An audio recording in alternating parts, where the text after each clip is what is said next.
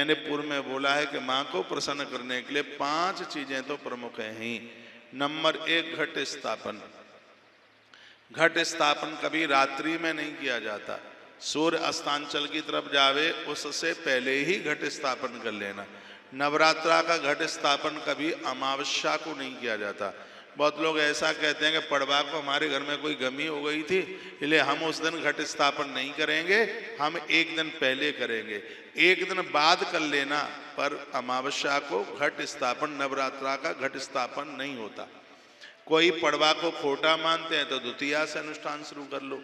कभी कभी ऐसा होता है नारी का ऋतुकाल आ जाता है नवरात्रा के आरंभ में ही, तो पूजा पाठ में बैठने के लायक नहीं होती, तो कालिका पुराण में लिखा है कि नवरात्रा के लास्ट में भी जो दिन बच गए हैं उन दिनों में वो पूजा पाठ कर ले, उसे नवरात्रा का पूरा ही फल प्राप्त होता है, कहीं कटौती नहीं होती। शर्त यह है कि अपवित्रता के जो दिन हैं उनमें भी वो अन्न ना खाए, वो भोजन न करे, मूर्तियों को हाथ न लगाए, पूजा पाठ न करे बिल्कुल, लेकिन उपवास जरूर करे, अन्न न खाए, फलिहार ले। तो लास्ट में 2 एक आध दिन नवरात्रा के बच गए हैं, उन दिनों में भी वो पूजा पाठ माई को स्पर्श करके कर लेती है, तो उसके पूरे के पूरे नवरात्रा ही माने जाते हैं, कहीं किसी भी प्रकार की कोई कटौती नहीं होती।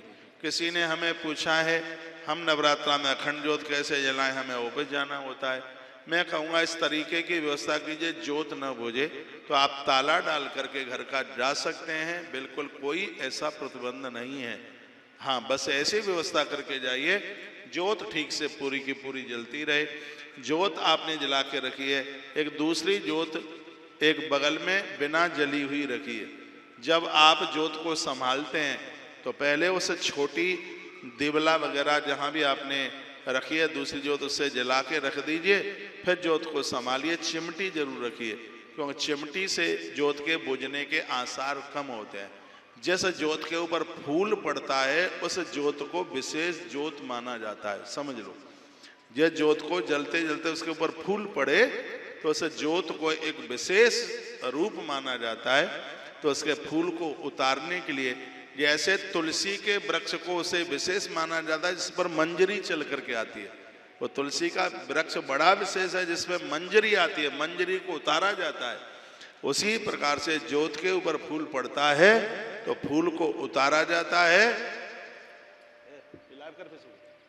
तो उसको बड़ा विशेष माना जाता है। तो आप जब उस फूल को उतारें तो पहले अलग से एक ज्योत जला करके रख दें।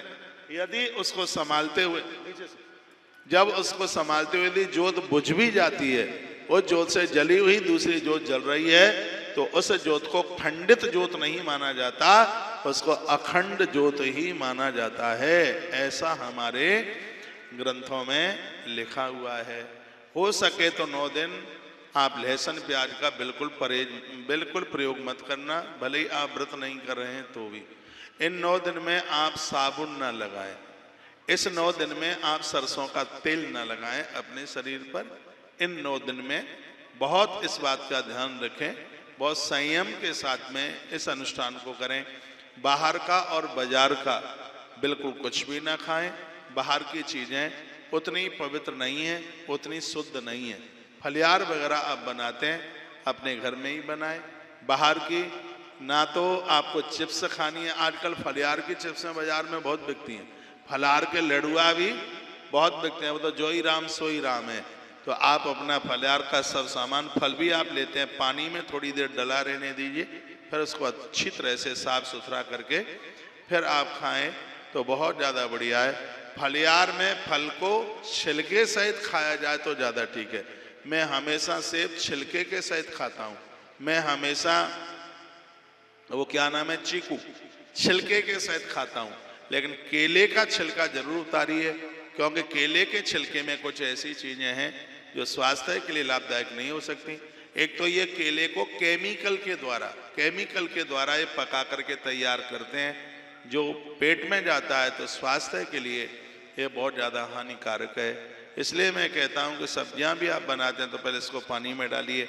दाल बिल्कुल नहीं खाइए, 8-9 दिन में किसी भी प्रकार की दाल खानी ही नहीं है। बिल्कुल नहीं खानी। फिर इस तरीके से आप अपना उपवास करेंगे तो यह ज़्यादा प्रभावी होगा। दोनों में से एक भी, गोभी नहीं खानी है नवरात्रा में, अदरक नहीं खाना है बिल्कुल भी। नवरात्रा के दिनों में बहुत लोग गाजर को फलियार में मानते हैं, लेकिन हमारे ग्रंथों ने फलियार में उसका विरोध किया है। मत खाइए। लाल मिर्च मत लीजिए, 9 दिन में हल्दी मत लीजिए, मेथी मत लीजिए, अजवाइन मत लीजिए, क्योंकि ये कुछ ऐसे मसाले हैं जो फलियार में बिल्कुल नहीं चलते। फलियार में जीरा चलता है, फलियार में सौंफ चलती है, फलियार में काली मिर्च चलती है। फलियार में आप टमाटर भी न लें तो और ज़्यादा ठीक है। उसकी जगह पर आप दही प्रयोग में लीजिए। परसों के प्रवचन में मैंने बोला है, नवरात्रा के फलियार में दही को इतना विशेष माना गया है।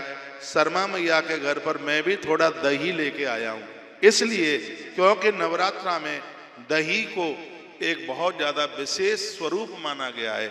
इसलिए आप इस अनुष्ठान में दूध तो ले ही रहे हैं, दिन में एक बार इसमें दही का प्रयोग आप कर सकते हैं। इसमें काली मिर्च की बहुत बड़ी महिमा है। नवरात्रा में लौंग का बहुत बड़ा योगदान है। बहुत लोग तो पूरी नवरात्रा लवंग के ऊपर निकाल देते हैं। लवंग, लौंग आपको दिन में नींद नहीं आने देगी, ये विशेष व्यवस्था है। लौंग खाने से बार बार आप बाथरूम नहीं जाएंगे, ये इसकी बहुत बड़ी विशेषता है। नवरात्रा में लवंग का प्रयोग करने से आपका अनुष्ठान बहुत ज़्यादा विशेष हो जाता है। हाँ, आप इसमें लवंग को पहले माई के ऊपर चढ़ाइए, फिर प्रसाद में आप उतारिए। इसको भूनकर और बिना भूने दोनों प्रकार से लवंग को आप ले सकते हैं। इलायची से भी ज़्यादा अनुष्ठान में लवंग है।